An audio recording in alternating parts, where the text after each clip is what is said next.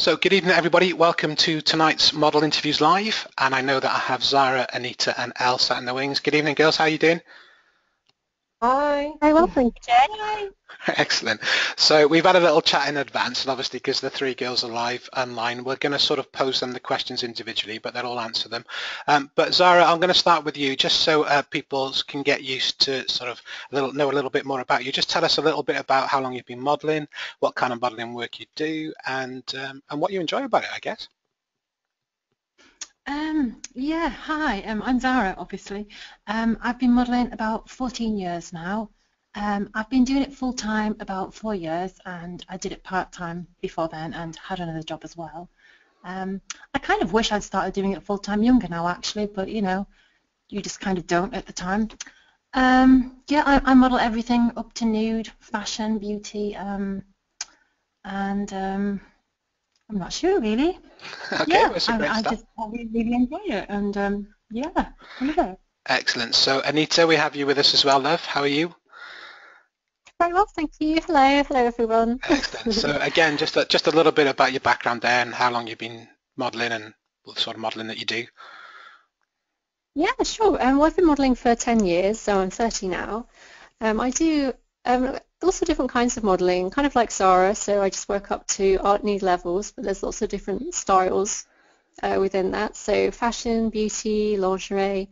I do a lot of retro and vintage kind of glamour styles, pin-up, boudoir, fetish modelling and latex and things like that. And I do a little bit of acting as well as modelling too. Brilliant. And last but by no means least, we've got Elle there. How are you, Liv? Hi, fine, thanks. Excellent. So just a little bit about your background as well, please. Yeah, and well, I was doing a little bit of modelling when I was really young as a child, in fact, and then I went back to it after qualifying as an accountant, probably about 10 years ago. Started doing it seriously full-time, as well as a little bit of accountancy still on the side, which is good because it means you know, sort of alleviates money pressures a little bit and means I can focus a lot more on the creativity of it, and that's what I love about it. Just being creative, it completely satisfies an urge for me that accountancy didn't quite get to. And yeah, just you never know what's going to come up. The type of modelling I do, similar to the girls, but they have a much more commercial look generally than I do. I've got a slightly more alternative look, so obviously have a bit of an alternative market there, but I also love to still do art nude, which is usually tattooless, but I do have tattoos, but that's a genre that I love to do, and it goes hand in hand with the ballet experience I had when I was younger and being flexible and bits and bobs like that. So it's all every day is more of a challenge, and it's just so much fun. Excellent, brilliant. Okay, so look, we've had a lot of questions already come through, so I'm just going to work through them. They're not in any particular order, so obviously we'll take one at a time. So what I'll do is I'll pose the question and then I'll ask Zara and Anita and Elle to sort of give us their take on each of them.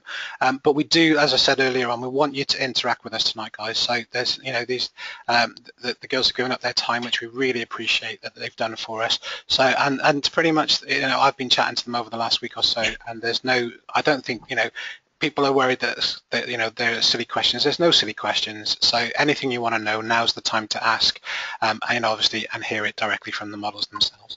So we were just chatting in the wings, and actually what I noticed that was coming through from the sort of prelim questions when people were signing up were how do we find models, which was a bit of a shock to me, but obviously I've worked in the photography industry for so long that it became second sort of nature really, so I didn't give it a sort of thought. But when I noticed that the question was coming up quite a few times, I thought, and we mentioned it earlier just in the pre-chat, that was important to sort of get in touch. So I know you guys are all members of Purple Port, but Anita, let's start with you then, love. So apart from obviously Purple Port, how do people find models in general? And also tell them maybe a little bit what Purple Port and how it is and how it works, because you all use it.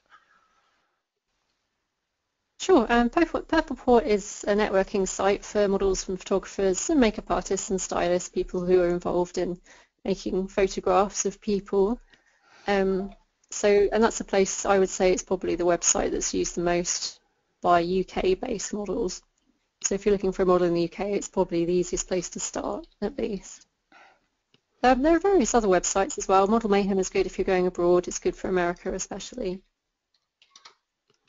Brilliant. There are places, I mean, you can just do straight social networking like Facebook and things like that, but the problem with websites like that is it's harder to find out, you know, how reliable a model is and, you know, how much experience they have. It's kind of easier to look at their sort of CV and their references on a site like Purple. Excellent. And is that pretty much the same for you, Al? Purple the most of your contacts, or what else to find works for you? Yeah, absolutely. I think it's by far the prime place, exactly what Anita said. It used to be agents, of course, pre-internet times, but the internet, like many things, has just made it so much easier to connect, and therefore there arrived many sites years ago, NetModel, PureStorm, and they've kind of died a death because Purple came out. It recognised all the flaws that those sites had and made them right and made a new site that was better. At first I thought, oh God, not another one. I'm already on 3 or 4. This is going to be number 5. But actually, the others have died a death, and it's just the one now. The others don't seem to have the client base and the functionality. And like Anita says, the important thing is feedback and things like that. So it makes you perfectly happy who you're working with by looking at their profile on there. It's just ideal. Excellent. And Zara, anything that you'd like to add to that? Sorry. No, I use Purple mostly. I've got my website as well, but people still generally go through Purple. I get quite a bit of work off Facebook and Instagram and places like that. But again, I still always ask people if they've got some kind of proof, I guess, just to show that. I guess it is good to have a system, which is what Purplepot's great for, that has references so you can see who people are. Yeah, so that's why it's good. Excellent. But if people say do contact me on Facebook and things, I'd rather work with them somewhere like in a studio or at my place or somewhere, because if somebody doesn't have any references, I do think, oh, you know, fair enough, everybody's got to start somewhere, so, you know, I'm quite happy to work with someone who has absolutely no references, but I'd rather it was somewhere where I'm not completely on my own, so, yeah, it's a bit more safe. So, yeah. Brilliant. Actually, well, that's just quite a good questions coming through on the back of that. So we're going to actually turn tables on there for your advice on how, when using these sites, so they know if the model themselves is reliable. Where we discussed this earlier about being let down. Is there? Now, Purpleport sort of, you know, you get reviews, don't you? Is there the things to sort of check out for if you're a photographer? Sorry, Zara. Who's that? Yeah, sorry. Yeah. Really, if you stick with Zara for now, sorry. Oh, sorry, you're talking to me. Yeah.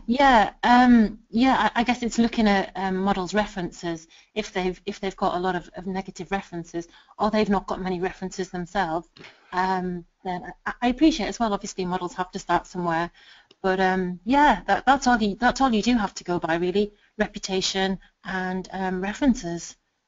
So yeah, hopefully we can help you. I think also it's when there's a discrepancy that it's worth kind of having a closer look. Like if someone says, you know, they've been modelling for years and yet they only have like 3 references, you might question why that is.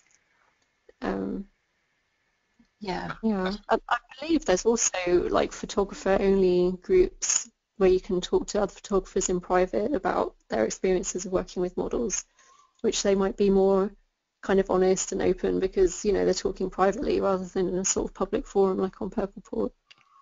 Brilliant. Anything on that as well, Elle? Any thoughts?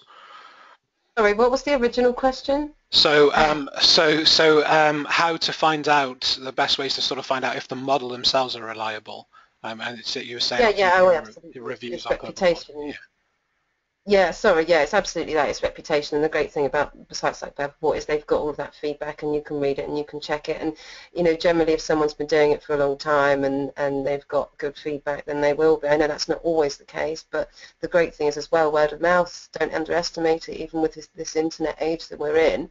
Of course, you won't know that the first time you book a model, but as time goes on, and if you speak to other photographers, you will find out verbally who's good and who is reliable, regardless of what's written on the internet. So that's good. Brilliant. Okay. Communication. Excellent. Really nice questions just come through on the chat panel, Elle. So I'll stick with you for the first answer, but obviously it's a bit of a lengthy question, so ask me if I don't say it right, but it's a really nice one. So the question is, I'm an intermediate hobbyist photographer. I'm still very much developing my techniques and skills, and also despite being relatively confident. Oh, sorry, the chat panel just moved on me. Sorry. relatively confident individual, I, for some reason, am very self-conscious about hiring a model, as I'm sure I won't come across as a professional photographer. Are models typically understanding of this, or will they expect me to be used to be working with them through sort of formal tuition? Very, I would say very. I know myself and the other two here are similar, that they will work with newer photographers, and you know what, everyone thinks the model might be nervous. It's not. It's the photographer more often than not, and the model is exuding confidence. And I think you should only be a model if you can exude confidence. You shouldn't be sort of seeking confidence while doing it. You should be able to exude it, and that makes you a good model. And I think we all do. And then therefore that puts the photographer at ease, because he senses that we're friendly, we're fun, we're personable, you know, we've done this a lot and we can help. And you'll also find that a lot of professionals like us will write on our profiles that we are good with newer photographers, because we hear time and time again that that's a concern. Brilliant. And Anita, anything to add to that? I'd agree with what Elle was saying about reading the model's profile notes, because they're there, you know, to try and give you an idea of the model's personality. But I think, speaking for myself, and to be honest, speaking for all professional models that I know personally, I don't think we really care like what you class yourself as, whether you think of yourself as being a professional or an amateur or hobbyist, enthusiast, semi-pro. Like, it's not really, it doesn't really matter. It's more just who you are as a person, you know, whether you're nice to hang out with, whether you're fun, you know, or whether you're just a nice person, I think is the main thing. And we're definitely used to working with newer photographers who are, you know, at least at first they can be, you know, kind of shy and not very confident, and, you know, maybe they're used to photographing landscapes, but they're not used to photographing people or something like that. But I think the more kind of nervous or inexperienced you feel, kind of the more important it is to book a model who has lots of experience to kind of compensate for that and help bring out your best at a photo shoot. Would you say then, and I'll just stick with you for now, Anita, but would you say that it's just equally as important then for the photography to be as open with you guys about obviously their experience, what they want to do, what they're trying to achieve from the, you know, so the more that you guys talk, the more of a relationship you can build between model and photographer? Is that fair to say? I think it's fair to say that it's always a positive thing to be honest, and, you know, don't, the model is probably not judgmental. I know I'm not. I'm just interested in what someone is looking to shoot, and that's all really. I don't mind whether or not they have, you know, a huge portfolio like a phone book and a CV of designer names. That's not really the point. Brilliant. And Zara, anything you'd like to add? Any thoughts? No, same here really. I'm not bothered how much experience somebody has or how little experience they have. As long as they're passionate really. If you know, if you're in it and you want to learn and you're loving it, then that's a lot more important really than yeah, how many designer names you have on your CV and all that. And yeah, the more communication, the merrier really. Yeah, I mean, I've worked with people recently who've never shot a model in their life, and that's completely fine. I think I spend a lot of time actually trying to make the other person more relaxed, because yeah, you know, we're kind of used to it, and if they're not, then yeah, that's kind of part of our job as well, really. But it just makes it better and flow better, and yeah. But no, I don't think anybody would really have a problem with it. There's quite a nice comment that came through in the question panel that obviously in relation to this question is that again, that somebody who was very much a sort of hobbyist amateur photographer was afraid to approach you know, some top models until one of them actually told him that working with a talented good model would actually improve the photography and actually make you more confident. Absolutely. So yeah. I thought brilliant, excellent, great. Okay, this came through quite a few times, so let's get it sort of out of the way. This came through in the prelim questions as well. Are there things, and we'll stay with Zara because she's still on the screen for a second, but are there things that you, what are the dislikes of photographers? What do photographers do that you don't like?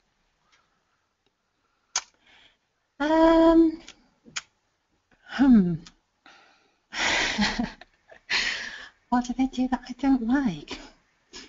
I'm sure there's many things. I'm having a brain dead moment. I guess as long as somebody's passionate, you can put up with a lot, really, because passion kind of overrides everything. What do I not like? I guess it's better when people speak when they're shooting. I don't really like silence, but I do understand that, you know, when I say that, people say they're shy and they're nervous, so they don't. So, but when you are actually shooting and people say nothing, that's really quite difficult, because then we're all trying to kind of mind read each other. I'm thinking, oh, does he hate it? Does he love it? What does he want me to? I say he or she. What do they want me to do? So speaking's always good. So yeah, not speaking isn't good. And I mean, it's good to get direction, but if someone is asking you to do something that, you know, if you want a ballerina, book a ballerina. If you want a gymnast, book a gymnast. And if it's something that you can't do, and, you know, you're made to feel a bit stupid for not being able to kind of stand on your head, then that's not wonderful either. But yeah, I don't know. I'll have to think about that. Okay, cool. So Anita, your thoughts on that? Are there anything that you dislike about photographers, what they shouldn't do? I think it's just a question of being just polite and treating the model as you would treat any other woman who you're working with. So, you know, I can think of examples like Zara said, you know, if someone makes you feel stupid because you can't stand on your head, I mean, you know, it's rude. Like, you shouldn't try and make somebody feel bad if they're not capable of doing something.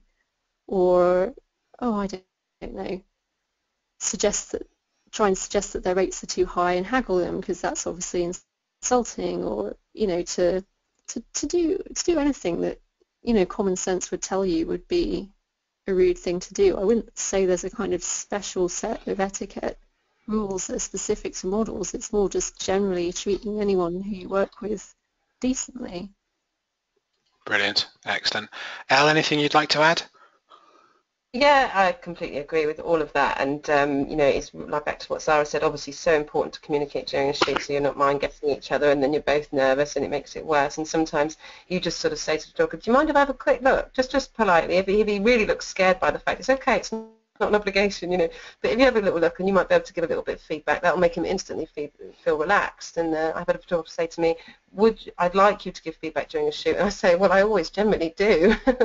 I think it's important to just keep communication. But with regard to what photographers have done that I don't particularly like, I'd say the ones that I haven't worked with, it's photographers that contact you and ask you to do adult or something like that, and it's because they haven't read your profile, and that's just really annoying, because it's all there, and okay, there might be a lot, but it is important, like we were saying earlier, we check photographers out by reading the profiles, they check us out, and if you don't read it, it shows you don't care, and I care, and I want the photographer to care. So not reading profiles, and the ones I have worked with have all been fantastic and wonderful, and my only bugbear is arriving early, because I fluster. I'm doing my makeup and everything right up to the moment to make sure it's nice and fresh, and if they come early, sometimes half an hour early, especially at my home, I do get flustered, but that's about as bad as it gets. Brilliant, okay. Yeah, I have to second that early. You don't mind, but it is because we do leave it. It's not that we're leaving it till the last minute to do our makeup, I wouldn't say. It's, Yeah. it's just so that it's right, and then I guess if people come early, then you feel really bad, like they're waiting for you, and yeah. And you smudge your makeup, and then you need another 10 minutes, so it makes you late, and you were going to be bang on time. Excellent, love it. Okay, well actually, Elle, you just touched on this, and so you kind of may have answered this question already. So it was a follow-up actually about, you know, looking at models' profiles, but somebody's asked, what do you guys look for in a photographer's profile, so you kind of can work out that they're not wasting your time. You know, is there more that you look for than just the reviews and the references? Does that make sense? Who's this to, sorry? Oh, sorry, my bad. Well, Zara's on the screen, so Zara, we'll start with you, love. It depends. I guess when it's, you know, because we're doing it full time, so it is our job. So I'm assuming that, you know, we mostly don't test, so it's all kind of paid work. So I guess that the photographer's style, you know, if they are brand new, you're not going to be looking and assuming that they're going to have spent 10 years doing retouching and it's going to be perfect. So it's not, I don't even think that it's, you know, I'm not looking for perfection in their images. It's more just them and their personality. So, you know, if they've got a few good reviews, maybe by somebody I know, then I think fair enough. that's enough. You know, you can't judge somebody on their work when they're new, because that's the whole point, that they're new. But I guess if it was somebody I was going to test with, which I don't really do, but if I did, then yeah, I would be a lot more anal, to be honest, and I would be looking for people who do retouch, and just that I like their style of work, and that it's flattering. I think that's a really important thing in photographing people, that just to make sure it's as flattering as possible, and not everything is, and that would be a great thing to put me off, to be honest. If I thought, well, that doesn't flatter the person in the picture, then I don't want to, you know, I wouldn't use something like that because it wouldn't flatter me. So that's what I would look for. But generally, you know, I'm more interested in the person than their work, really. Yeah, because that's the whole point, that they're trying to improve, or you know, they're starting out. Anything you'd like to add, Anita? Yeah, I think the first thing I look at when a photographer contacts me about working is the pictures in their portfolio, because I'm definitely a visual person, so that's something that jumps out to me straight away and that my eye is drawn to. But it's not so much looking for, you know, the most, like Zara said, the most highly retouched, you know, super expensive, professional looking photographs, because, I mean, some of my most inspirational kind of photos that I look at to kind of get ideas are kind of, I love the 50s, 1950s pin-up pictures from America, and a lot of them shot in camera clubs. You know, they have little, usually no retouching whatsoever, and shot in very kind of amateur situations, but it's the kind of the spirit in them that I love, you know, the kind of joie de vivre. So I kind of, you know, it's really just a feeling emotionally I get when I look at someone's portfolio, whether I just feel like we're likely to gel or not. And if I do feel like, you know, it seems likely that we would be able to make something nice together, then I'll check the references, and if the references are fine, then the last thing I do is read their notes. Brilliant. And Elle, anything you'd like to add? Yeah, sure. Similar. What do we look for in the photographer is to check the profile, check the references, check the photographs, and they don't have to have an extensive quantity of photographs, and obviously the quality, like we say, might not be there if they're very new, but I think I look for creative merit, not necessarily artistic. Not all photographs are artistic. I do glamour and things like that. They could be sexy, you know, that could be their angle, as long as they're trying to create something, and you can usually see that development even after just 1 or 2 shoots. You know, if they've got 10 photographs with 10 different people, and in each one they've just chopped feet off accidentally, that's no progression. That's somebody who doesn't care and doesn't want to develop. If you see someone start with a slightly out of focus one and end up with a fantastic depth of field one, you go, wow, that person's progressing. They're in it for the right reasons, and that gives me enthusiasm to know that they might be new, but they're on their way. Brilliant, excellent. Questions are coming through thick and fast, girls, so we've got plenty of things to be talking about. So while we're still on the sort of the reference system, because this one came in and I'm not sure if I understand it properly, but somebody's asking, what's the most reliable system? Obviously, I know that you guys are all sort of fans of Purple Port. Are there other places that they can check out reviews, or is it just checking out the different sites that you guys are part of? What do you think, Elle? To me, sorry? Yeah, sorry, love. Yeah. Yeah, I don't think that's just old ground, really. I mean, like I say, before, years ago, I was on quite a few different model sites when there were quite a few model sites, and we do have agents, I think, a couple of us as well, but agents tend to do sort of commercial jobs, big commercial jobs, Sony and things like that, and that would be once a year or a few times a year, and so you use Purple Port for the majority, for sure. It's just the ideal tool for that. Brilliant. And Anita, similar feelings? Yeah, I think the only other website that I can think of that's particularly high in UK models would be Pure Storm, that has a reference system, but you might find the references on there are very old because it's not really used so much anymore. If you look at a model's Purple Port portfolio and you see the references are all, you know, 100% positive, but you still have like a feeling that you, for some reason, you just want to kind of double check that they really are reliable, I'd say the best way is to privately contact photographers that they've worked with, you know, through private message, and ask for a reference that way, because people tend to be more open if they're in a private conversation. And that's another great thing about Purple Port. You can do that it's a great site for that. Excellent. And actually that leads me to the next question then. So Zara, you might better answer that first. So it's perfectly acceptable and you guys are happy behind this, you know, you're checking out photographers, but you would also expect photographers to be checking out, say, yourselves. That makes sense, works both ways? Yes, of course, I hope they would be. Brilliant. Excellent. Okay, so we're getting some different kind of questions coming through now. So I think both Zara and Elle, obviously you've talked about, I'm not sure, we'll check with Anita now in a second, but you've also both mentioned that you've had photographers come and work at your home. So do you do that a lot? Are you happy, you know, is that what you prefer, or obviously does the job take you wherever it takes you? We'll start with you, Zara, sorry. Yeah, I work from home. The place I'm staying in at the minute is actually, it's got a studio in it, so it's brilliant for photography. But I've just bought another house that I pretty much choose the house so I can shoot from it, really. Yeah, it's really handy, and then you've got all your gear there, you know, if you do have lighting and all that, then it's fine. And I'm happy to work with like people who've never shot with models as well at home, because, you know, if my partner's there or whatever, then it's a bit safer than just meeting someone you don't know in a field, say, for example. But yeah, I have no issue with working from home, and I think it's really good, and it saves booking a studio, and yeah, it's fine. But I suppose on the back of that, obviously, you've both mentioned that, and we'll check with Anita in a second what she does, but obviously it doesn't stop you, though, if the client is looking for, you know, to be a location shoot, or if they're hiring a studio, obviously, you will travel, obviously, and obviously that's part of your discussion, your rates and everything. Cool. Yeah, that's fine, yeah. Excellent. Yeah. So I'll ask, obviously, because you've brought it up, and we'll ask the other girls now in a second.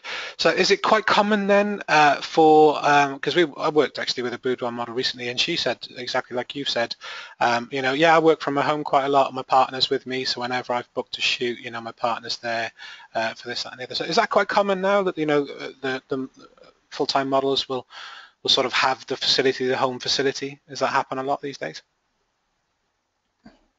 Is this to me? Yeah, sorry, Zara. Yeah, sorry. I'm not sure. I know quite a few models do, and not all studios can. You know, if it is a boudoir set, maybe some of them don't look very boudoir-y. So sometimes, you know, you can set things up at home that can look a bit better or a bit unusual. But yeah, I mean, when I say my partner's at home, he's not literally sat in the room watching. You know, kind of being any. Yeah, he's completely out of the way, different floor, whatever. But you know, it's good to have that option. But yeah. So Anita, wasn't sure how you work. Do you also do that, Anita, or do you prefer to work away from home? I do both. So I think they both have advantages and disadvantages, but I'm happy to do either, really. Okay. I think the main thing I like is to know that I'm somewhere that's warm. I don't know about Elle and Zara, but that's one of the main things. To not freeze to death at a shoot is super duper, and you can guarantee that at home. Yeah. Excellent. Yeah, brilliant. Actually, this sort of leads. Well, Elle, sorry, did you want to add in that before I lead into the next question? Just similar. Yeah, I have always worked from home. Similar to Sarah, I've managed to live in some really quite great location-y type places as well as my home over the years that function so well as a location for shooting as well as a homely environment. And yeah, I've shot at my home alone without my partner being here, and I feel perfectly confident and happy like that. But yeah, obviously willing to travel. We always travel a lot and go to different places too. But it is pretty jammy when you get to stay at home, because you might be travelling for 2 hours either side of a 4-hour shoot, whereas you're at home, you don't have that extra couple of hours, so economically it makes sense even. Brilliant. The question, this actually came in, has come in a few times actually, so you kind of, the three of you kind of mentioned it, but would you typically then sort of, well, they're asked, the question is, do you work with chaperones? Do you like prefer to have an independent there? You'll stick with you, Elle, for now. Sorry, love. No, never. I've never had a chaperone. I personally don't believe in it. I think that more often than not, you quite often have stylists and makeup artists, and the pleasure of big production, crew is lovely, but more often than not, it's one-to-one, and that's how they want it. And like I say, I've experienced a lot of photographers actually being quite nervous, and I think that one-to-one is really important to put them at ease, that they're completely comfortable, that both people in the room are cool and comfortable and happy, and that's a lot easier dynamic with just two. And I've never agreed to work with somebody that I was suspicious of and worried about. So that's my take on that. Brilliant. And you, Anita, what are your thoughts on that? I don't bother with chaperones. That's what I do reference checks for. Yeah. I think we discussed that in the past, but I think it was important that we sort of addressed it. It's come through a few times. And Zara, your thoughts? No, I've never used a chaperone either. Like I said, there might sometimes be somebody in the house, but generally they're just there because they live there. But if I'm away or whatever, if I wasn't comfortable, I wouldn't do the job in the first place. So no. And I would just feel weird, and I think the photographer would feel weird, and it would just all be weird and uncomfortable. So I'd rather not, personally. Brilliant. Okay, well, actually, so turning that around then, from a photographer online with us, from a photographer's point of view, they've actually asked, are you okay then if they had a chaperone, being a single male? So I guess the question is just from the from the protection side of things. I don't know. That's the question. That's how it's worded. So how do you feel if they wanted to have? I don't know what that. Do you see what I'm trying to get at? I turned it around on you completely. It's just to almost turn you. Whatever makes you feel comfortable. There's no problem with you bringing a chaperone if it makes you feel good. I think what we were trying to say is that we don't feel like we need a chaperone ourselves in order to be comfortable. But that doesn't mean that we are uncomfortable with chaperones. It just means that we don't require a chaperone. But if you want to bring your own, bring everyone, bring the family if you want to. It's fine. Excellent. I think the good thing that we've obviously made quite clear through the whole session really is that you are checking each other out from the start, and as you've all said, that you're not going to do something, you're not going to work with somebody you're not sure about, so it's equally important that that you've obviously got the right references, you've got the work, and obviously you're going to have those initial contacts between you all before you even actually do take a photograph, isn't it? So I think that's come through quite clear from all three of you tonight, so it's brilliant. Right, so I lost my way. Let's jump back. I'll go back to the top because I jumped around a bit there. So obviously people are asking a few questions about costumes and hair and makeup, so we'll sort of have a look at these sort of things. I know obviously from working with Zara, do you class yourself as self-styling, or you can self-style? Me? Yeah, sorry, Zara. Yeah. Sorry, I have tons of gear, just as stupid amounts actually, and I'd quite like to just set it all on fire and buy it all again if I'm honest. But I don't know if I'm a good stylist, but it works most of the time. I mean, it's great having a stylist, but you can't always have that luxury. But yeah, I think we all just have tons of gear, too much. You can't help it when you're shopping. I never buy anything for my actual life. It's all just for modelling in an obsessive manner. So yeah, we have plenty, I think. But if it's something that you didn't have, obviously you would then either expect the client to get for you in the appropriate size and so on. So you would put that back onto them. Really, it's not something that should be expected of you, is it? Obviously, you do have a huge range of gear, but no, I guess I wouldn't. If somebody wanted something specific and I didn't have it, then no, I probably wouldn't go out and buy it. And no, I wouldn't. I'd kind of expect them to, or sure. Just find an alternative. And Anita, do you love self-styling as well, or do you want them to bring the outfits and stuff to the table when you're working with them? I absolutely love self-styling. It's one of my very favourite things in the whole world. So, I love putting looks together and thinking of costumes or wardrobe and makeup looks and researching how to do different hairstyles on YouTube, and whenever I'm out I've always got half an eye out for things I think, oh, that might be good for a shoot one day, or just for general life. I love just styling, it sounds really sad, but I love styling for just certain events in daily life that are nothing to do with modelling. So I mean, most of the clothes that you see me in photographs, you know, they are my real clothes. I don't really have like a separation between my modelling wardrobe and then, you know, my onesie and my, or something that I wear normally, or my jeans. You know, I don't own like a onesie or a pair of jeans. Like, I love the kind of glamour side of things, of dressing up. So it's something that I really love, and it's kind of worked out well for me, because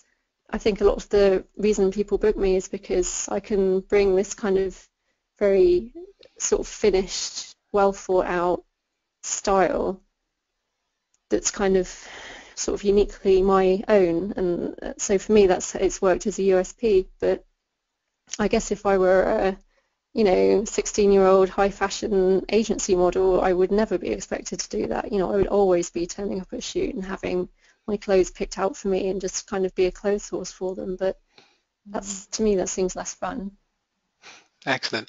And you, Elle, what do you like doing? Or do you like to be pampered and let them, you know, get the costumes for you and be made up? Well, again, like Anita said, you know, in an ideal world, but you know, that's going back to top commercial models. That's high fashion, things like that. That's sort of high production environment. We're talking about the much lower level more often than not in this situation, that we will work with photographers that aren't at that level, and it's not a massive high production. Therefore, you are expected to do your own makeup to a good standard, which you often see written in castings, which is quite amusing, because of course I would just say every woman can do their makeup to a good standard, but that is where Anita and Zara are set apart from myself, because I have to admit I'm a tomboy, and my personal wardrobe doesn't exist. I have nothing. I wore nothing but black my whole life, and jeans, and I got taught to do makeup not a massive amount of time ago, and there's a limit to the extent that I will play with that in my own time, whereas the girls have got amazing extensive wardrobes, fantastic styling, you know, latex, such fantastic. I mean, my niche is nude, flexibility and ballet, so I have my birthday suit and some ballet clothes and extensive lingerie. Other than that, and the lingerie is just for modelling. If I'm at home, I don't usually wear underwear, or if I'm doing nude shoots, obviously I'm not allowed to wear underwear. So I'm pretty useless there, but I don't really get booked for fashion, so I'm not letting my photographers down by not having an extensive wardrobe. Excellent, brilliant.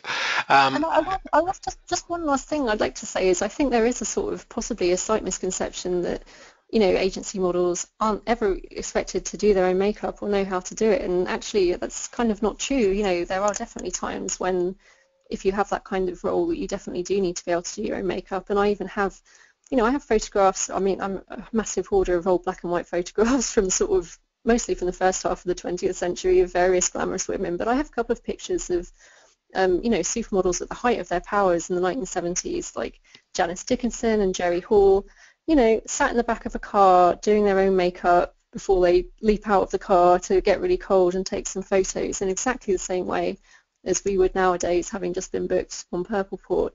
It's not always that much of a divide, and I think it's always a good thing to be able to just do your own makeup, even if you can only do it simply, because it's so fast and you can do it on the hoof, you can do it in the back of a car, and it makes you and the photo shoot so much more flexible.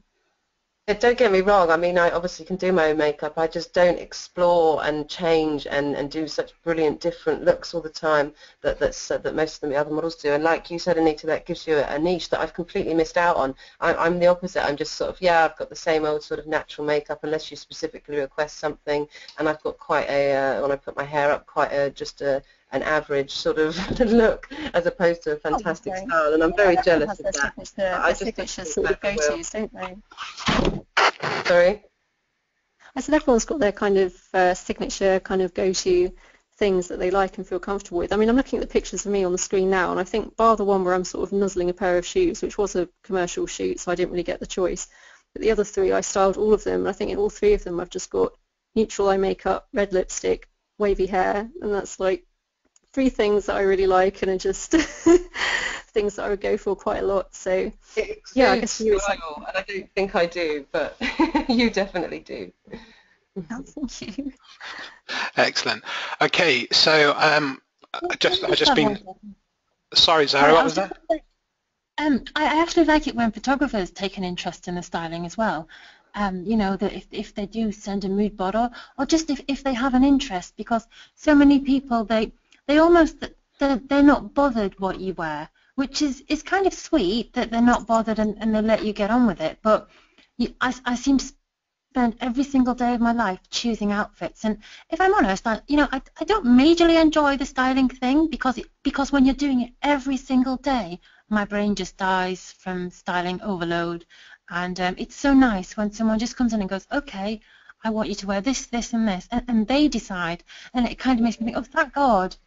Yeah, that's so lovely. Even if they say they haven't got a clue, you know, they're no good with clothes, women's styling, all that. It's just nice that they've had a little input, and even if it looks really random, I'd rather they did, just to take a bit of weight off me from doing it every day, because then I would tend to go for things that I know work, and then I feel I'm not changing it up. So it's really lovely when somebody else is interested, or even if they just say something like, oh, you know, will you change your lipstick? Could you do this? It just kind of shows that they're interested in the styling and the way you look. And I know it's a bit of a, you know, they might think it's my job to do, but it's just nice when people do that. Yeah, that was it. That's great, and these are the things that we wanted to hear from you tonight, so that's brilliant. I mean, actually, somebody actually asked one of the questions that's further down. I've just been scanning them as we've been chatting, and somebody said, would you guys actually and you've obviously answered the questions, Zara, to be honest, but do you like to have mood boards and ideas sent to you in that sort of pre-negotiation stage? So I guess if they've got a concept, the key thing that you said, Zara, really is you know, get that across, isn't it, when you're booking your model? That's kind of what you said, Yeah. really, isn't it? Yeah. It's not even that, you know, they necessarily need to send a mood board. It's just to kind of show a bit of an interest in it and to help make decisions, because when you're shooting, it is a constant decision-making thing. And when you do it every day, it's just so you know, if you're working from the same place every day, or for quite often, it's great to have, it's coming from them as opposed to always from, I find that I'm often the one kind of directing everything a little bit, I guess, and it would be great to just for someone else to have a little bit more input, and then it's a bit more personal to them as opposed to all from me, you know. Brilliant. But yeah, mood boards are good, but the only other thing is, I guess sometimes people might send you a whole host of images, and they're like, they're styled by a stylist with amazing outfits that you don't have. So then you think, okay, well, I don't have any of that. Or people can get really, really focused on it and want to copy precise images from the mood board, and you can't always do that because, you know, you don't have the styling, or you just aren't that person. Like, they may be a 7-foot 15-year-old and you aren't, and you're never going to get into that pose ever, and then they might be disappointed because they didn't get the exact shot in the image. And so sometimes mood boards can be a little bit debilitating because people can get a little bit obsessed on a particular image. But otherwise, it is a great way of, I guess, getting across a visual image that you can't really describe in words often in a message. So the key thing really is, you know, ideas. Yes, absolutely, we want to have ideas, and then is it again down just to being honest with the client? This is what we can physically do. If you want something else, then you've got to look at maybe hiring the costumes and getting in the makeup artist. It's just conversation by the sounds of things. Do you agree? Just that yeah. And Anita, are we on the right tracks there? Do you feel the same? Yeah, I mean, I feel like probably at least 3/4 of the shoots I do have no plan other than where we're going to meet. We literally just turn up, have a cup of tea, and are like, so what do we feel like doing? You know, there's really not much plan. And there's nothing wrong with that, because sometimes that can make the day, you know, you can take advantage of whatever's around and how you're feeling that day, and kind of your creativity flows in a really natural way. But I would say with mood boards and having plans and sending plans through to the model, it is important if you have a very specific thing that you're trying to capture. If you have a very specific look that you're trying to get, you need to let the model know that in advance, because otherwise when you turn up and you say, you know, I was really hoping to do a shot with a lime green wedding dress, do you happen to have one on you?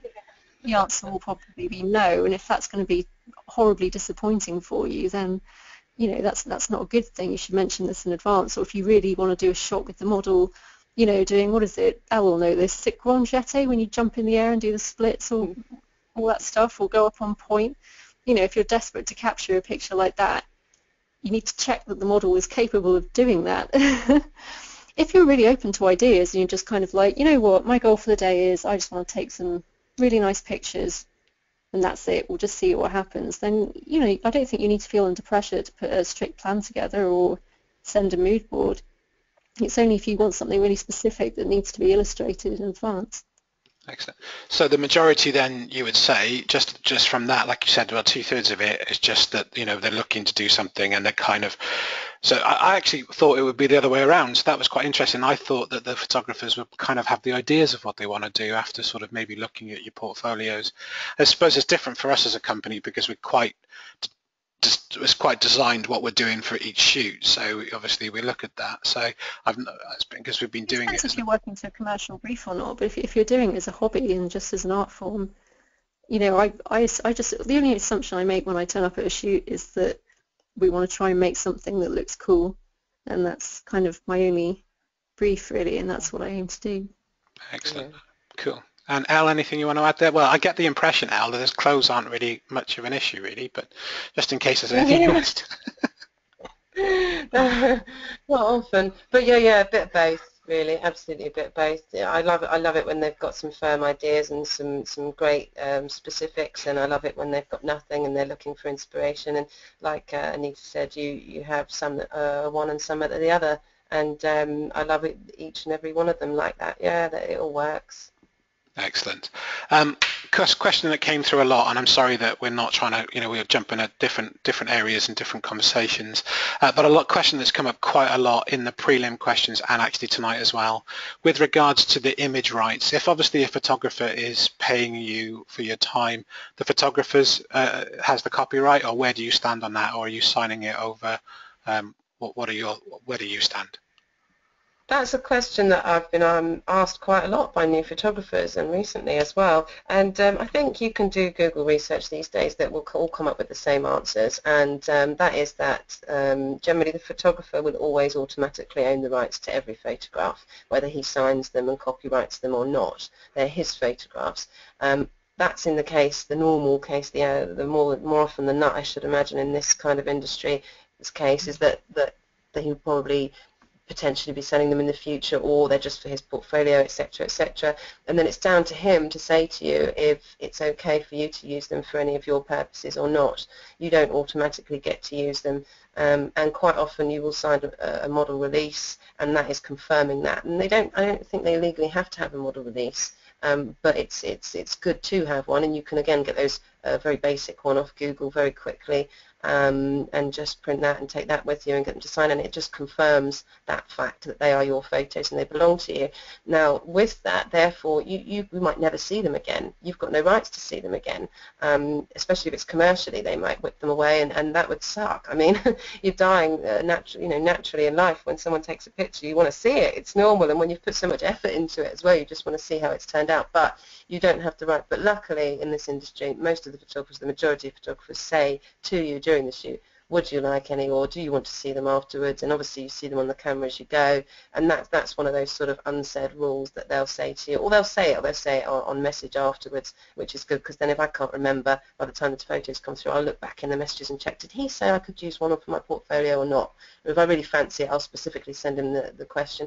But I've heard of models chasing up photographers once a photo has been published and asking for more money, and that's the reason why they brought in model release forms and got keen with that, because that is silly. Once you've signed it where you were paid for the shoot, in that instance, if you're paid for the shoot, they own the photos. If you have done a shared basis, of course that's different. You might agree up front that you will only be paid half or nothing, but in the case that the photos sell, you're to be paid. That's different, and that doesn't happen that often in my experience.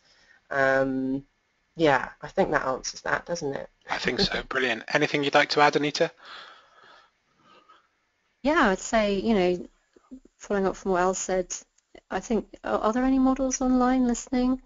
I don't know, but yeah, if you're not happy with what you're getting paid, then it's up to you to increase your rates, because, you're your own agent. If you're an independent internet freelance model, it's not a good tactic to charge a low rate because you think you'll get more shoots that way, and then try and chase up the photographers after the shoot to try and get more money from them. I mean, that's just awful. I can't believe that someone would do that. I'm really shocked.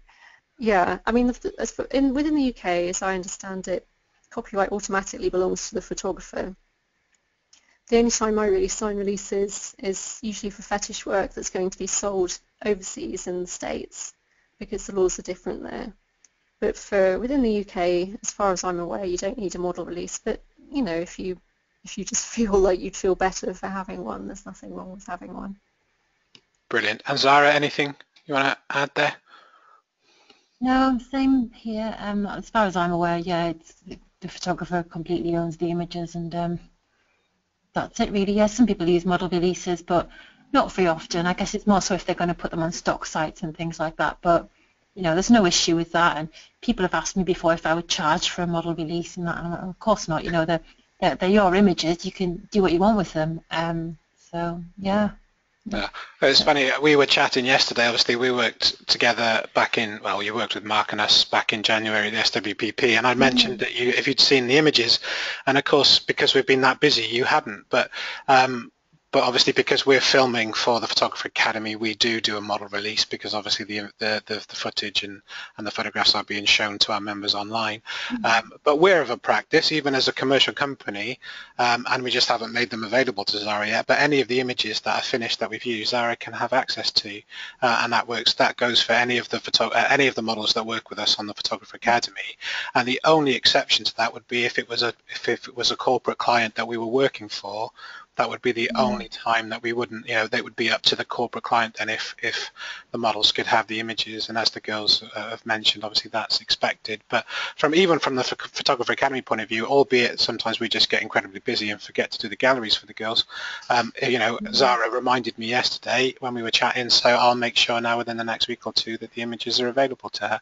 So that's how we work. We always want them to sort of have access to the images. But yeah, we own them. We've paid, you know, we've paid whoever, and obviously we're using the images either for, you know, our portfolios or for the site or for the shoot that we're doing. I think it's not expected. Like I would never expect it of anybody. To be honest, I would never really dare ask. I often see amazing images and I think, God, I'd love that, but I wouldn't dare ask because I think it's cheeky, and I just wouldn't. You know, I think if someone offers me an image, then that's really sweet, but I wouldn't ask, because then I think, well, then they're going to feel obliged to say yes, aren't they? But sometimes they're honoured. I know it's difficult. I wouldn't be afraid to ask. You know, I mean, you've just, you know, you haven't asked us. Obviously, you haven't seen them, but taken eating it though, isn't it? That's how I feel. So I daren't. But if we say, I completely agree with you. Yeah, that's why I was saying that they own them and they're you have no rights to them at all, and absolutely not. It's not TF, so I wouldn't ask like that. You know, it's not TF if it's paid. Of course, it's too cheeky. But I have once every now and then if there's one that's specifically good, and I tend to remember them saying that it's okay in the shoot. I then send them a message afterwards. Did you say it was okay? I can't remember because I really love this one. I know it's cheeky. Yeah. Tell me, no, it's not a problem. If it's okay, then that's cool. But if, you know, if nothing's said, then I think, oh, you know, obviously it's not okay, or they would have said. But then maybe I'm completely wrong. But I'd rather not find out. And yeah. Well, I think I gauge enough in the shoot to know if it's okay or not. But I don't generally ask. You're completely right. It's too much because it's not a TF shoot. Brilliant. Well, I'm happy for you to ask. So if you want, Zara, obviously please ask, and I'll sort it out. And of course, there's a difference between asking politely and demanding, isn't there? Oh, absolutely, yeah. Because I can always say no. Like you said, you know, as the client, we've paid you, and if I can't give it to you, but more of a case, to be honest, with us, it's just that we're busy idiots and we haven't got around to doing the gallery or something for you. So it would be more of a case that when I said that, had you seen the images because your films have gone live recently, and you said no, I just realised that you hadn't seen them because we've been that busy, and that's January. You know, we're good halfway through the year. Guys, we're going to, because there's still a lot of questions, so we're going to ask, we'll keep going for a bit if that's okay with you. But one of the things that we've touched on a few times now and actually come up quite a lot is sort of what is the kind of going rate really? Is it based on an hour? Is it based on a day? So Zara, I'll stick with you. What's the sort of norm? How does the costings kind of work? Well, I guess everybody's different in what they charge. Like, I'm sure every photographer charges differently. But I kind of have an hourly rate and a half-day rate and a full-day rate. And like a half-day's 4 hours, full-day 8 hours, and then I charge hourly. for kind of random hours, 3 hours or 2 hours. I don't take 1 hour bookings because it's just literally just not worth it, you know, because it takes you 3 hours to do your makeup and all that stuff. So I mean, are you wanting me to say my rates, or just to say how we kind of work them out, or what? No, I'm more than happy if you're you know, let's, you know, at the end of the day, we're going to be sharing all of your information, and I think I chatted to Anita and Elle, and you said that all of your rates are available anyway on Purpleport, so yeah, it's... yeah. I put mine publicly on Purpleport on my page, so that, because I think, well, you know, it's not a secret, and I think, well, if they're out there, then, you know, if they're not right, then it saves somebody asking me and maybe feeling embarrassed if that they're not happy with them. But I charge £50 an hour, or I do my half day rate is 150, or my full day is 280. Yeah, and I guess, you know, when I very first started, obviously I wasn't charging that, and to be honest, for a good while when you first start, well, personally, I don't think, you know, I was worthy of being paid, because when you first start, you haven't got a clue what you're doing. You know, you stand in front of the camera and you don't know what to do, and you just don't understand any of it, expressions, poses, and the lighting, or anything. I mean, it does take a long time, well, I think, to pick up and to be able to justify yourself as being paid. But, you know, yeah, hopefully it's not so bad now. But yeah, that's my rates anyway. Brilliant. And Anita, you love? Yeah, my rates are pretty similar to Zara's, but I think it's a very, you know, I guess anything to do with money kind of is a little bit controversial, but it's really to make a decision on how much to charge. There aren't, because there's no like models union or anything like that that sets, you know, suggested rates. You really have to kind of work out for yourself how much you need to charge to support your lifestyle, you know, whatever that is. So if you know, if you are charging enough to support the lifestyle that you want and you've got it, then you're charging the right amount. If you're constantly struggling for money, then something's not right. You know, either you're not charging enough, or maybe you need to get you know, a day job as well to help support yourself. So it's really figuring out what works for you. Brilliant. It was interesting, actually, Elle, I think you mentioned it earlier when we were pre-chatting, that obviously you mentioned also earlier that you're a qualified accountant, but you were saying that more of the time now is, most of your time is taken up to modelling, but that the way you want it to be, or? Yeah, absolutely. I mean, obviously it goes up and down as sort of a throwaway comment, really. You get more demand in one area one week and more demand in the other another week, and I do enjoy both in very, very different ways. But I would go mad if I only did one and not the other. I need to be creative and also use me noggin, which of course you do in modelling as well, don't get me wrong. Did you want me to answer the rates question? If you want to, that's up to you. Like I said, all you guys, your rates are on Purpleport anyway, and we're going to share all the links with them. So, I mean, you know, let's be honest. You know, you guys have obviously shared a lot with us tonight, and you've obviously, you know, all of you, and I know that from experience. Not obviously we've only worked with Zara, but clearly the time and effort that you guys put into making the hour session or the half-day session, you know, it's a full-time job for you. So you've got to be real about your living. So yeah, absolutely. Let's not shy away from it. This is what it costs to work with Elle, Anita, or Zara. So yeah, please share if you're happy to. Well, no, I didn't mean to just share like that and then just answer the question, because what I was going to say, I mean, the question was, what do you expect to pay a model? And I think that, again, the idea is research and you look into the market. So yeah, I'm not that dissimilar from the others, but you know, you pay for experience, and you know, that's all different. It's all different levels of experience. So if somebody's been doing it for a long time, completely what the others said, to be honest. Basically, when I first started, did my first ever nude shoot, I started TF. I think most models do, time for prints. So the photographer's new and you're new, and you're both just working to build up your portfolios. I didn't dare even think about charging to begin with at all. And once I've got quite a few shoots under my belt and started to receive good feedback and being told that my portfolio was was enough to start charging, I then moved over to start charging, and my first nude rate was £15 an hour because I'd only done a couple of nude shoots before.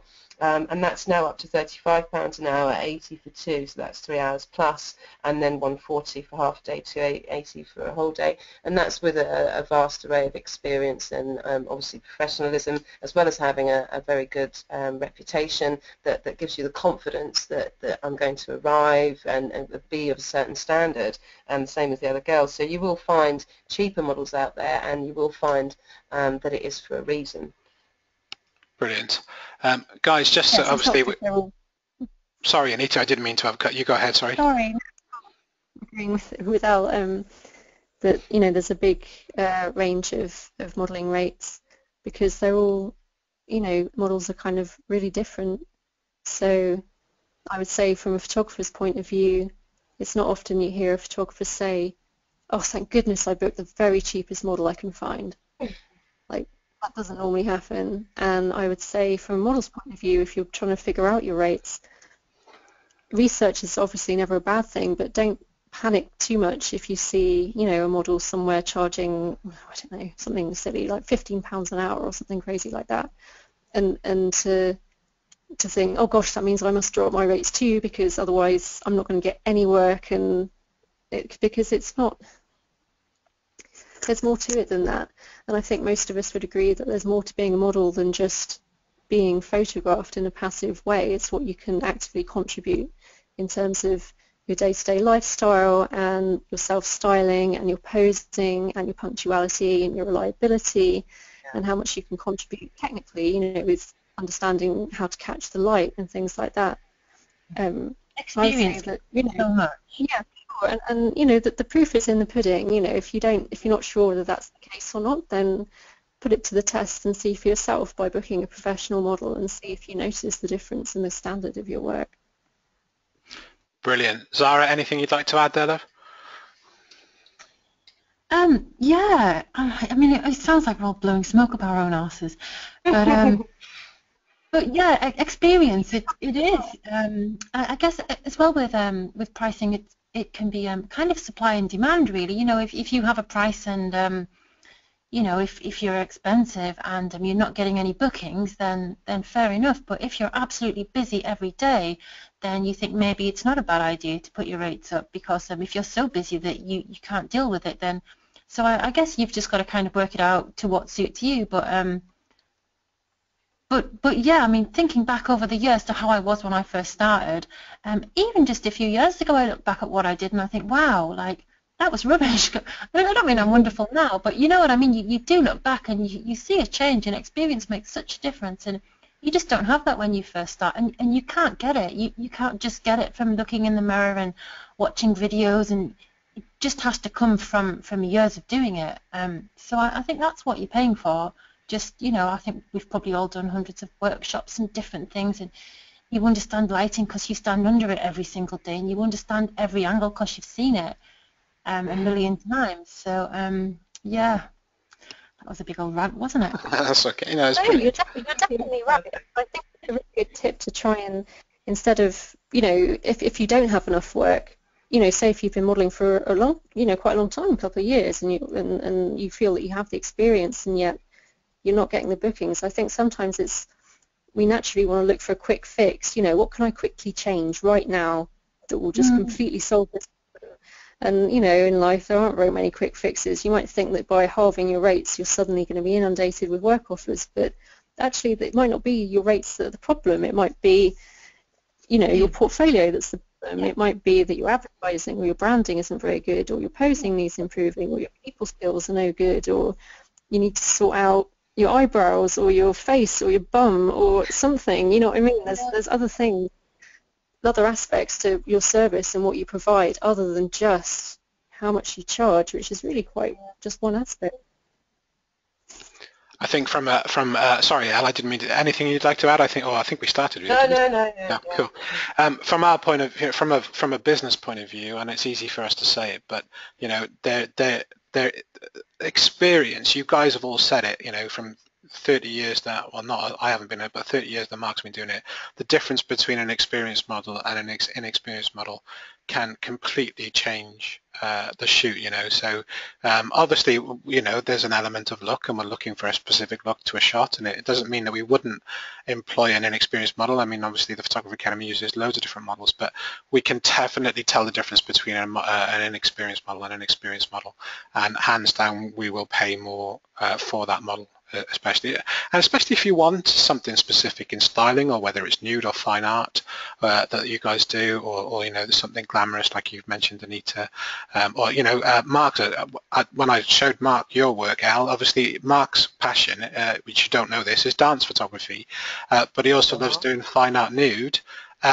So he was just like, well, you know, obviously we're definitely going to be booking Elle in the near future, and the same obviously with and with Anita, because we do fine art nude, and we actually need to do a new range of training videos. So we'll be discussing whether that's something that we can do with you guys in the future as well. But so now it you're is. blowing smoke up our asses. What was that? Sorry. I said now you're blowing. We were blowing smoke up our own asses. Now you're blowing smoke. No, not at all. I think it's. No, in a good way. In a good way. Yeah, no, absolutely. I'm enjoying it. Okay. No, keep going. Right. I'm not. We've got a few more questions to get through, but we are sort of getting close on the time limit now. We've noticed that a few people are dropping off, so I guess get a few of the key Sorry, questions. can I say one more thing about money before we move on? There's one more thing I've just thought. Because obviously, you know, setting your own rates is a thing, but a lot of the time when you apply to casting calls on sites like Purpleport, you don't get the opportunity to quote your rates because the rate is in the casting call. It'll say how much they're willing to pay for the job. Yeah. I'd say in that scenario, if you're not, you know, terribly experienced or whatever, you need to kind of calculate not only how long the photo shoot takes, say 4 hours, but you need to calculate, you know, how many hours and how much money it's going to take you to prepare for the shoot, whether you need to buy anything in particular for it, getting specific beauty treatments for it, how long it'll take you to get there, how much it will cost you to get there, whether you need to book a hotel, and calculate your hourly rate from all that time, and then weigh it up against, you know, whether you feel like, I don't know, the photographs are going to advertise you really well and that could help you in the future and things like that. And that's the kind of way to make a sort of more informed decision about whether it really is worth it. Cool, brilliant. Actually, this has just come through on the question panel, but I will actually say as well, guys, please don't put any more questions through the panel. I'm going to do my best to get as many of these answered as possible, but we just don't have the time. I am sorry. So, but I will ask the girls everything that we've got there at the moment. So actually going on. Contact us privately if they have any more questions. Oh no, sure, for certain. And we've got obviously all the links going out to the. Absolutely happy to answer if anyone wants to email. You know, there's a list of my contact details there. If you want to message me, you know, it's fine. Like, go for it. Brilliant. Well, I said they're going to get all your links from us in the follow-up emails tomorrow as well, so they'll be able to get in touch with you there. We're still going to work through these questions if you guys are okay to stick with us for a bit anyway. So just going on from what you just said, Anita, about pricing and so on, and this was quite interesting. It's come through a few times actually. So how do you feel about working with multiple photographers? Did they book you as, like, say, a group, or do you work different rate for that, or do you prefer not to do that? Sorry, do you mean if I'm working with a group of photographers? Yeah, or in a group somebody's of come through saying, how does the model feel if a photographer hires you and you arrive, and in this instance there was 3 photographers?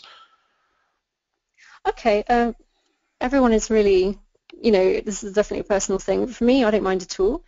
I think the only reason I ever didn't like group shoots was because I had bad experiences with everyone shooting at once from like crazy angles, and you know, you end up with like a million photos of you looking the wrong way because you're looking at photographer number 1, but it's photographer 2 who's taking the picture, and photographer 3 is, you know, somewhere else, and it's all a disaster. I honestly don't mind if there's loads of photographers there, as long as they take it in turns to shoot one at a time, because then I can concentrate all my energy and concentration on making that individual person's photograph the best it can possibly be, and I don't feel like anybody else is getting second best and third best and fourth best. Everyone's getting the best of the best for the time that they're there. So it can be a handy way, I guess, for people to share expenses.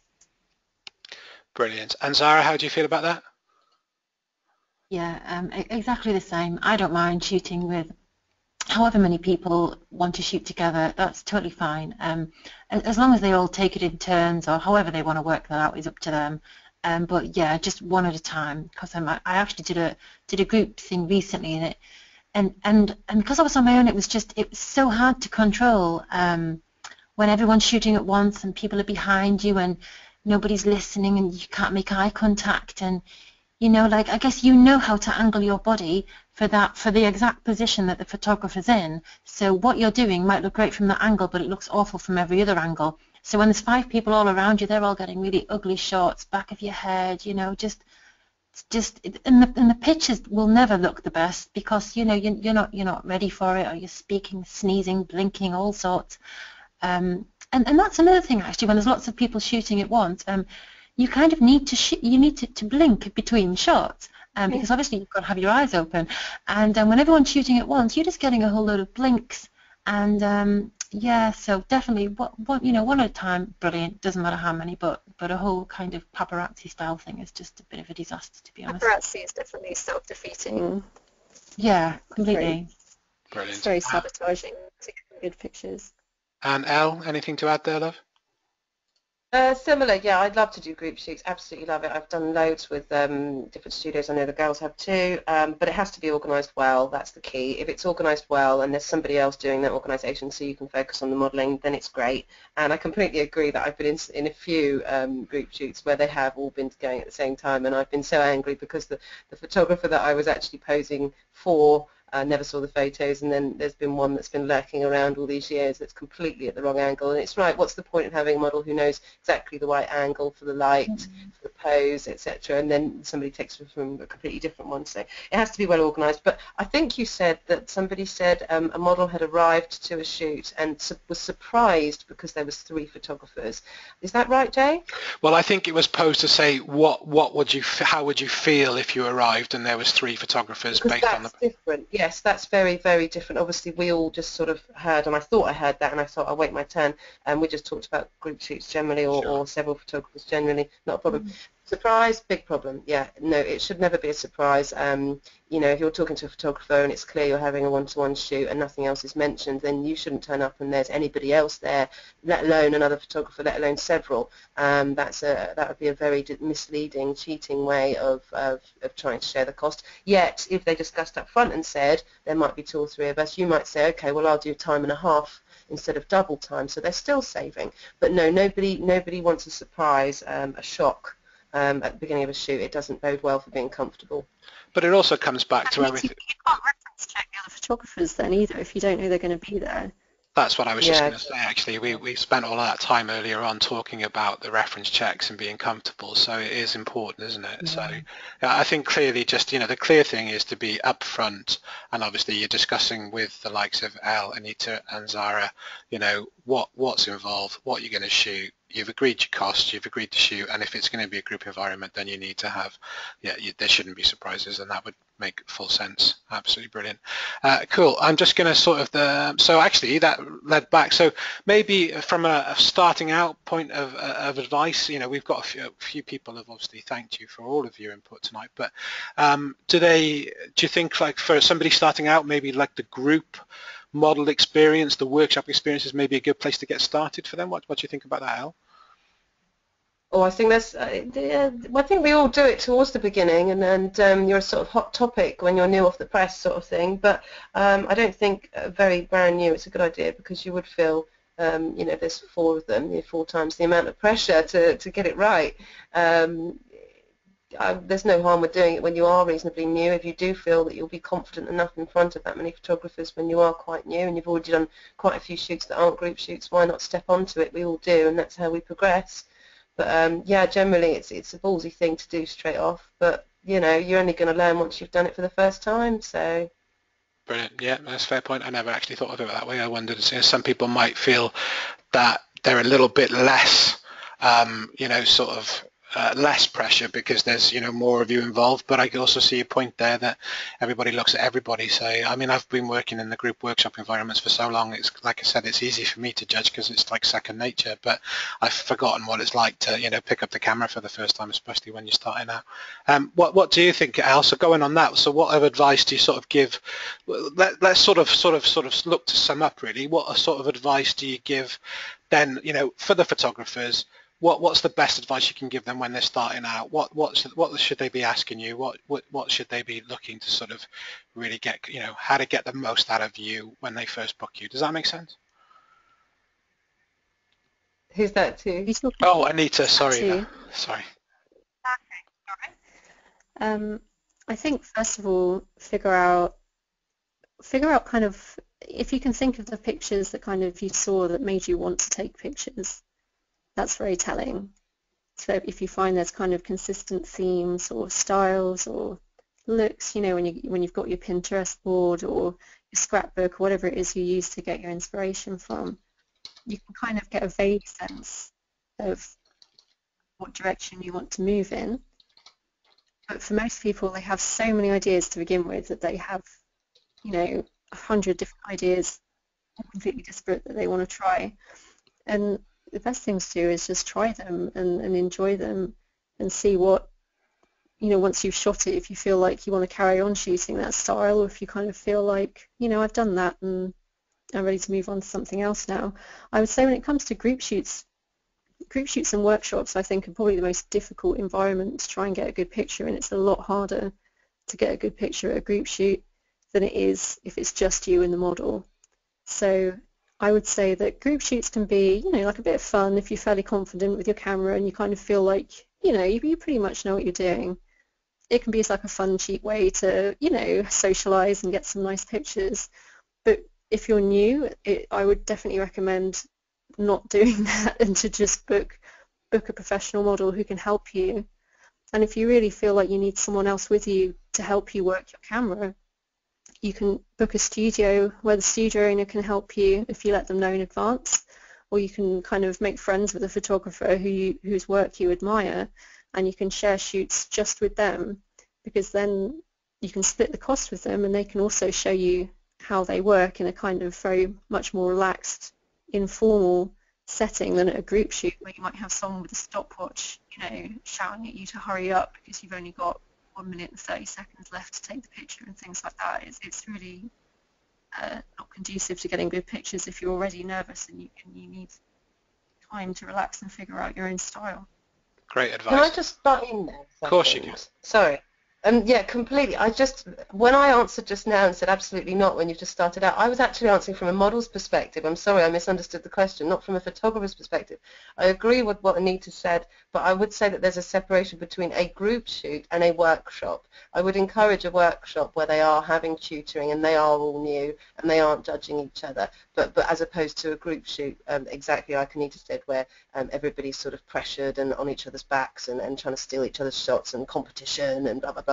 But a workshop where you're having training is a great idea, and I know you guys do those, and we've all modelled in workshops like that, and where they're learning. I think that is productive. If I could just go back brilliant. on. Yeah, absolutely. I mean, for each key, sorry, what was that?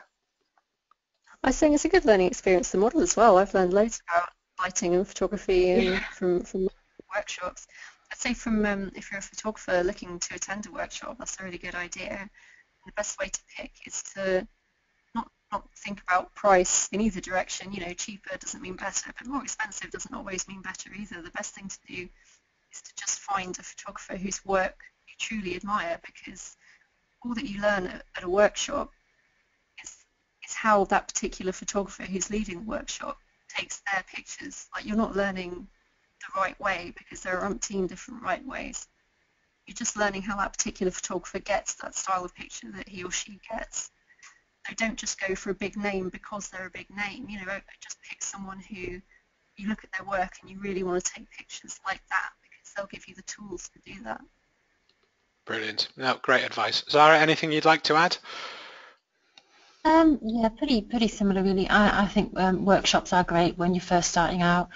because I think it is important that, you know, you do kind of master your camera and the lighting and settings and lenses and all of that first, really, or it would certainly be helpful if you had a little bit more experience with that.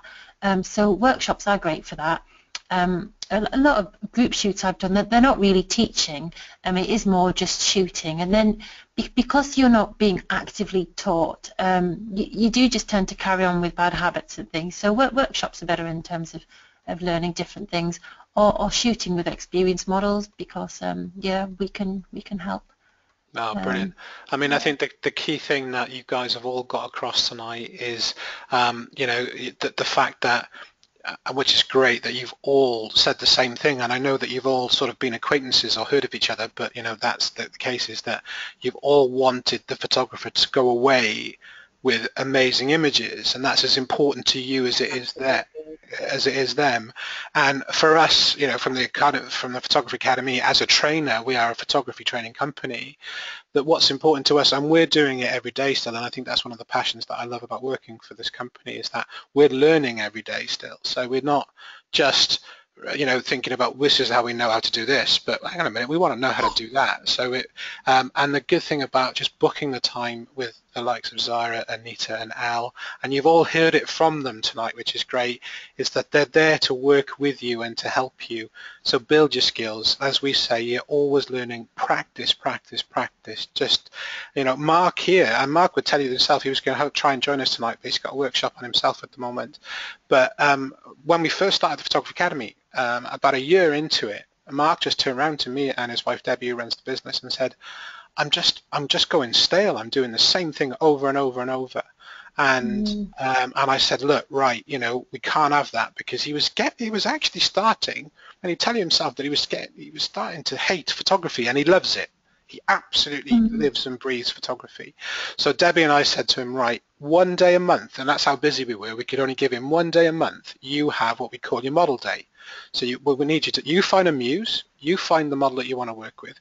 No video cameras for the Photography Academy, no preconceptions, because he calls himself, he'd love to be a fashion photographer, and he wasn't doing enough of it. So just go and do, you know, some fashion shoots. And he found a great model here in Cardiff called Rio that we work with all the time, became his muse. She was self-styling, she was amazing. I mean, I walked into a studio one day within 2 different shoots in the same day, and I thought it was a different girl. It was just amazing. But I saw his passion come back. I saw the light come back in his eyes. And in true Mark fashion, within 4 weeks, he wanted to film it all for the Photography Academy. But at least he was doing what he wanted to do, because we had to do the basics of lighting and the basics of cameras. And we'd got, you know, he wasn't getting to do the cool stuff, and it's just equally as important. It is important. So it's great that you guys have really sort of stressed that tonight. It's really refreshing to hear from you, because we've only, all 3 of us, chatted briefly, and I know Zara, obviously we spent a little bit more time together than the other 2, but we've only chatted briefly. You said the fact that you've all supported that and backed that up has been absolutely great, and I think great. We're all passionate about it all completely. You've got to be, you know, to stand in front of a camera every day, you've got to absolutely live and breathe it and be completely passionate about it, or I think it shows, and then you just don't give it your all. Absolutely. Yeah. Absolutely. Guys, I'm going to sort of wrap things up, but what I want to share with you is a few things that have come through the panel. So as a hobbyist, on the few occasions the model has asked me if they can use my image, and I've had a smile on my face that lasts for days. So I know you kind of said, you know, about asking. So this, I know he's saying he was a hobbyist, but I think you guys should ask. What's the worst that we could do is we could say no. So that's something that I'm giving back to you guys, you know. I know there'll be photographers out there that'll go no, but, you know, if you work for us, the answer will be yes, but it might take a few months. Just to get is tell every photographer you know, like, oh my god, I can't believe that cheeky cow Anita asked me to use one of my pictures. Yeah, that's good. Yeah. Well, okay, you want to do the right thing. You kind of have good conduct, and good conduct is generally, like Sarah said earlier, to not ask when you're paid. But then I understand that I hear so much with photographers, I would love it if you used my image, I would take it as such a compliment, or I'm gutted you never used one from our shoot years ago. It's like, well, I absolutely loved it, but I didn't have the audacity to ask. So it's like everything, it's a bit of both, isn't it? Well, I for one say ask, but obviously I've got to leave that in your hands, because you know, I understand it, but we'd give it to you, even though I promised it to Zara, and it was in January, so I'll have to make that happen in the next couple of weeks now. Loads and loads of thanks for sharing everything that you guys have shared with us tonight, and that's also from me to you, so I do really appreciate it. And maybe we do it again, maybe not so much straight away, but if you're up for doing it again in the future, it'd be love to get you guys back on phone. Maybe we can do just a follow-up on that. There seems to be a lot of people who'd love to. There seems to be a lot more questions that I'm sure that we could have asked, but definitely May opened a lot of people's eyes, and they're not afraid now to book you guys. So hopefully that'll also. They're all haters now. No, not at all. No, it's all. I promise you. You can turn on the chat panel. You can see all the thanks and praise that's coming through. So just before, obviously, we forget, guys, all of the links for Zara, for Anita, and for Elle will all be shared with you tomorrow in the follow-up email that you'll get from us. So, but if you don't have any problems, all you've got to do is contact me here at the Photographer Academy, and I will share all of their details to you. And what I'll do also, guys, is I'll put some stuff up on the Facebook page tomorrow for you as well. So on the Photographer Academy Facebook page, I can point them all towards the three of you as well on there. So make sure that we're getting the widest reach for you. And you know, you've heard it from these are the guys that you want to be working with, guys. So please, you know, talk to these guys. You'll get amazing images. Like I said, we've worked with Zara, and we're definitely going to be working with Anita and Elle very, very soon. So that's definitely going to happen, guys. From me to all of you, thank you so much for giving up your time tonight. I much appreciate it. Anything you'd like to add before we leave? You're very. You don't have to be a professional to have a professional attitude. I think that's something, you know, people. It sounds like a lot of people have a little bit of status anxiety about whether or not they technically are an amateur or professional or whatever, and it really doesn't matter. It's all about whether or not you have a professional attitude, and you can have one of those right away. You don't need any kind of qualifications for that. Brilliant. Yeah, absolutely. Brilliant. Any last words, Zara? No, I'm brain dead now. No. Thank you for having me. I really enjoyed it. Oh no, I'm thinking, I should carry on all night. This is fun. Well, I'm sure we could, and that's why we'll do it again in a few months if you're up for it. Like I said, that'd be brilliant. Elle, thank you so much. Anything you'd like to add before we go? Yeah, just on top of what Anita said, it's completely right. Professional, everyone thinks that means you're paid and you do it as your full-time job. Professional doesn't. It means conduct, as far as I'm concerned, professional conduct. And a photographer can have that when he started yesterday, and so can the model. And that's an important thing to hold on to, is conduct, and be professional with that. And yes, moving away from all that, and this was really good fun, and I could talk all night for sure. Thank you so much for having me, Jay, and thank you to the Photographer Academy for choosing us, and thank you to everybody for listening and sending questions, and it's been an absolute honour to be beside Zara and Anita. Brilliant. No, sure. Thank you. I was going to say that as well. Like, thank you. You know, it's absolutely my pleasure to do this. It was really, really fun. So thank you for inviting me, Jay. And I just want to say as well, it was an absolute honour to be on the panel alongside two such beautiful, inspirational women. So thank you very much. Oh, excellent. I got goosebumps. There was nothing about the good-looking chap on the end of the line there. We mentioned that earlier. That's all right then. Brilliant. Well, no, you've all been absolute stars, and loved your honesty and your openness tonight, which has been fantastic. And like I said, I'm sure we can be the first of many, and we'll be in touch about, obviously, not only working together, but maybe we'll do some more of these in the future. It'd be absolutely brilliant.